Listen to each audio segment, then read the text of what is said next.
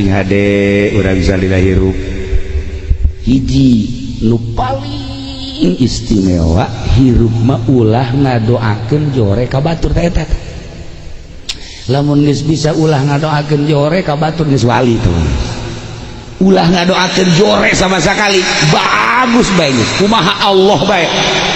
Jelema nu mantak diangkat jadi nabi, nu mantak diangkat jadi rasul lantaran jenna teh geus jelas nyana teh istimewa.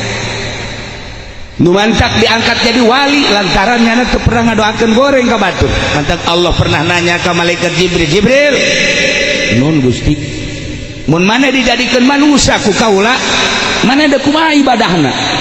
Ih Gusti atuh nyangakeun sadaya-daya atuh abdi mah jadung Gusti teu terang nanaon. Adapun ibadah jeung teu ibadahna ge atuh kumaha Gusti bae. Bagus, di Gusti Allah. Tetapi lamun maneh ku kaula dijadikeun manusia, endek kumaha ibadah maneh? Pilihan maneh heula. Hiji abdi mah endek beberean bae moal eureun-eureun.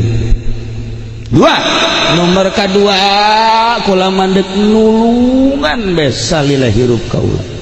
Tilu kula mah endek mengabdi bebeneran ka Gusti moal aya jang abdi.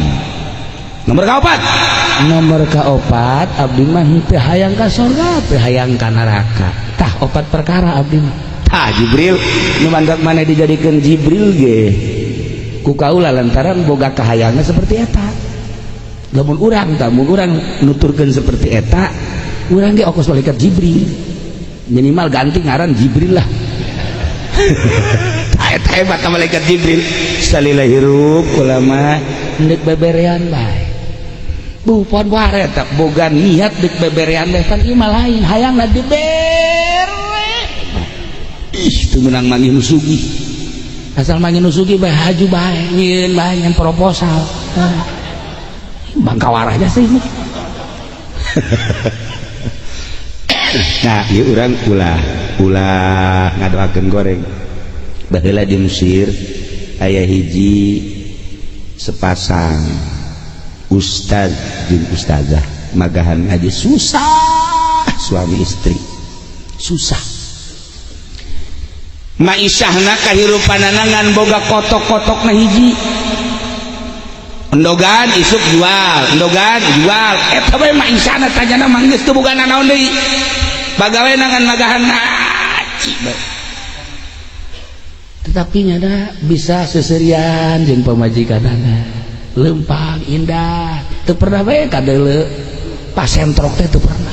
Pan urang mah di jero mobil ge teu nanya jeung pamajikan hareudang ke jero mobil AC mah AC hareudang sial teh urang curug tolol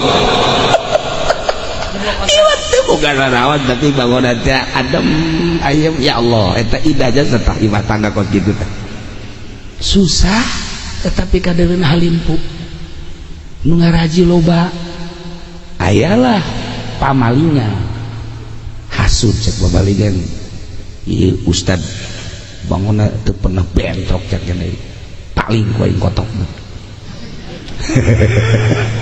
atuh lomba malingan mah ku situ intip pas isya paling bawa isuk-isuk teh ngajual endog teh kan si kiai di deuleu bebeja eueuh cek pamajikanna ka kotokna ge eueuh kotokna eueuh boro-boro ngajual endog urang kotokna eueuh jangan ku salaki aja eueuh geus seserian kabeh ge atuh meureunnan kotok-kotok nu Allah dicokot-cokot nu Allah ku Allah atuh urangna ge atuh nu Allah ieu lang ge urang paeh ku Allah lah ka cenah geus lah urang mau paeh ieu ulah dalalahar kalah ngeunaheun teh ngadeng kitu nya asana tiis teh ka hate ngeunaheun malaya dicurug moal oh sim jelengger atuh aduh jianana jandela peupeus hiji bae mah tenang ya Allah ya Rabbi masyaallah geus tenang tentrem lantaran jelema mah lamun pasrah ka Allah janji Allah bakal ditaekeun bakal diangkat isuk doang ka lohor ka asar masyaallah begitu asar aya deui nu mere kotok cak sakawal mah 10 cak sakawal mah 100 nyana mah geus tenang-tenang bae tinggal pamalingan ku ari. Cek pamalingan teh aing lah sia ustad tinggal ustad pencit bae sia. Kotok dipencit. Bismillahirrahmanirrahim. Malingnya biasa mencit kotok mah bismillah.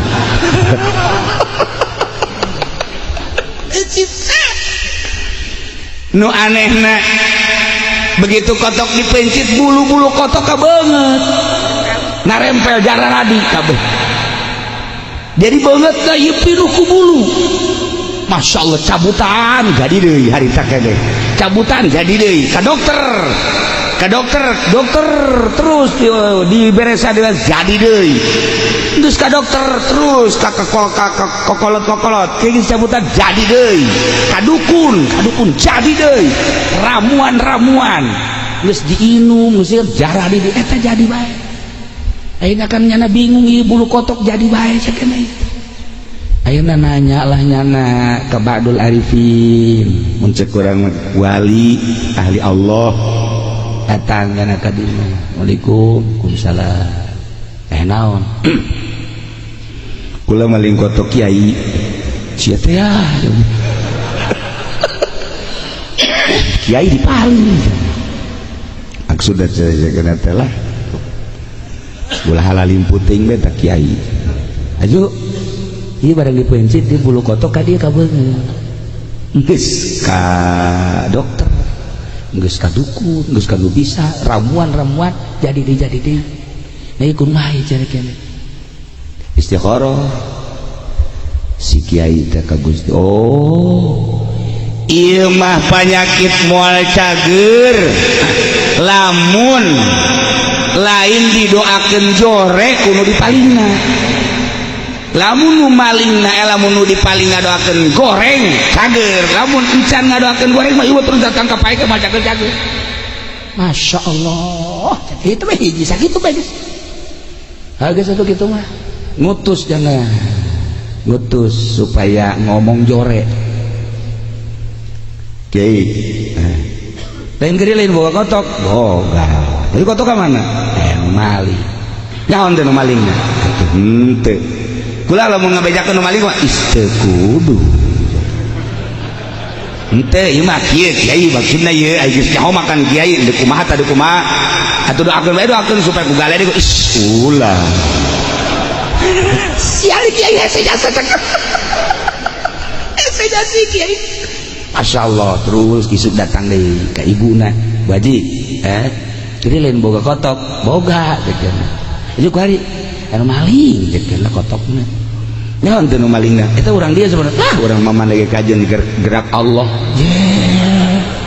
lain kitu bi aya geus kajauhan mah panu malingna bisa dipanggil bisa dinasehatan atau kurang bisa dicarekat nyana nang Allah lempang nage nang Allah maling nage eta teh meunang gerak Allah atuh kumaha Allah bae ngagedean buluna lain cager